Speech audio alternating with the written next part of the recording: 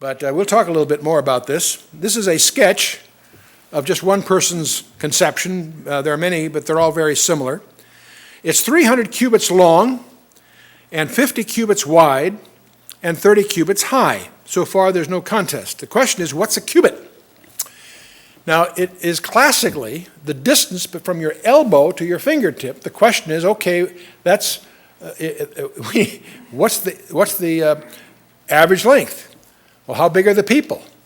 And you get into all kinds of questions. So as you start digging into the length of a cubit, you'll discover there are literally dozens of definitions, only slightly different. There's the royal cubit, the Egyptian this, and the Babylonian that, and I won't go through a whole list of those. But they vary from as small as 17 inches to as long as 25 inches. Most textbooks just resolve this issue by assuming it's 18 because it's a comfortable measure. It's probably not far from that, give or take an inch. It might be a little bit longer. Some believe it was 22 inches. Some believe as long as 25. Well, let's assume it's 18 inches, which is the conventional assumption. That means that this barge that Noah was building in his driveway for 120 years, can you imagine? Now, by the way, the scope of this thing, that's longer than a football field. You'd have a tough time squeezing in the typical stadium. That is a big project.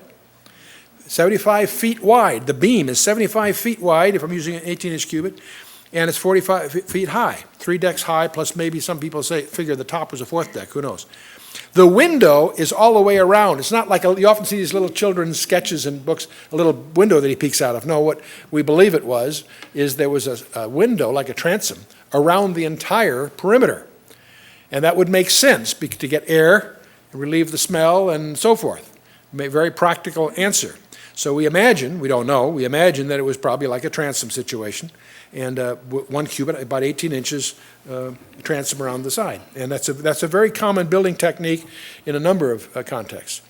The question is, okay, what does this translate into nautical terms? Well, if this thing is 450 feet long and 75 feet wide and 45 feet high, and let's assume its density is such that it sits about half, its draft is about half its height, then its displacement would be about 24,000 tons. There's about 64 pounds per cubic foot of seawater, and we're assuming it's fresh water to be 62, not big deal difference. Anyway, that turns out it would include about 1.4 million cubic feet.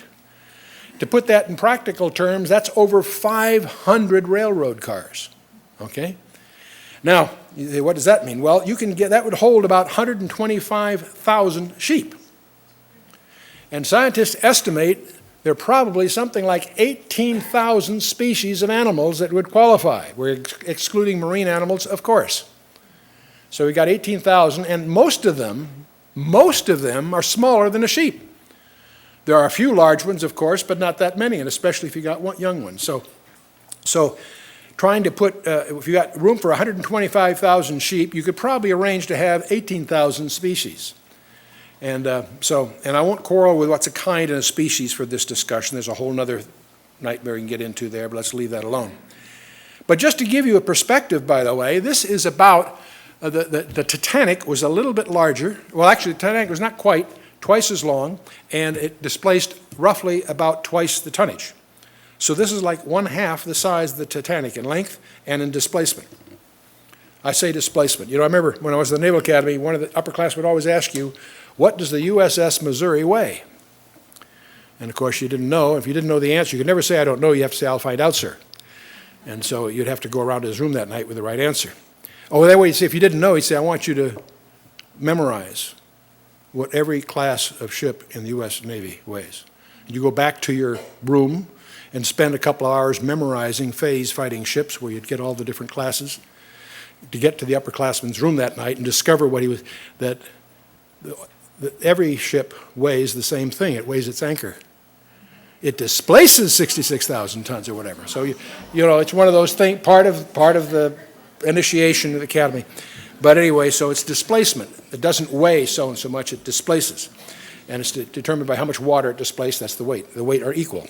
Let's assume, I assume a 25-inch cubit rather than 18. Then it would be 625 feet long, 104 feet. That would make the displacement over 65,000 tons. That would rival the Missouri, by the way. And it would have 4.1 million cubic feet, which would be the equivalent of over 1,400 railroad cars. That would give you almost a third of a million sheep, and you still have only 18,000 species. So who knows what size it is. It's amply big enough. But let's talk a little bit about these interesting dimensions. Whether cubits or feet doesn't matter. We know that it's 50 cubits wide and 30 cubits deep, and let's assume it's carrying weight that lets it have about let's say a 15 cubit draft, okay? Now, of course, its weight is concentrated in its center of gravity, which would be in the middle. It has a weight coming down, and it's got a buoyancy that's going up that's equal. Follow me? That's why it sits in the water. It's balanced and it's equilibrium. Let's assume it tips over from wind or waves and so forth. Gravity is pulling down through its center of gravity, but the water that is displaced is pushing up at it in its buoyancy. But you'll notice that it's going to have the center of buoyancy will be at the centroid of a triangle. If I knock it over about 30 degrees, center of a triangle, at the centroid of the triangle is offset from the gravity. So this forms a couple tending to straighten it out. You follow me? Because the upward pressure is attempting to move it counterclockwise in the diagram. Follow me? So, and they're equal, of course, but it's what's called a couple. It's a moment. And it turns out this particular design, as long as the center of the vector of buoyancy is above the center of gravity, it's stable. It'll right itself. In this particular design, it can virtually go almost to 90 degrees without tipping over. It's incredibly stable proportions. And so either... Anyway, it's interesting that it's no surprise, of course, that God knew what he was doing. And so, but I mention that because these things, what I'm sparing you, by the way, is the narratives of the flood accounts in virtually every ancient culture. The Babylonians, the Assyrians, you name it, they all have their myths. And they're all alike. How the earth was flooded, and God appointed this one guy to build a boat and save his family and the animals. That story, in its essence, is embodied in the legends of every ancient culture.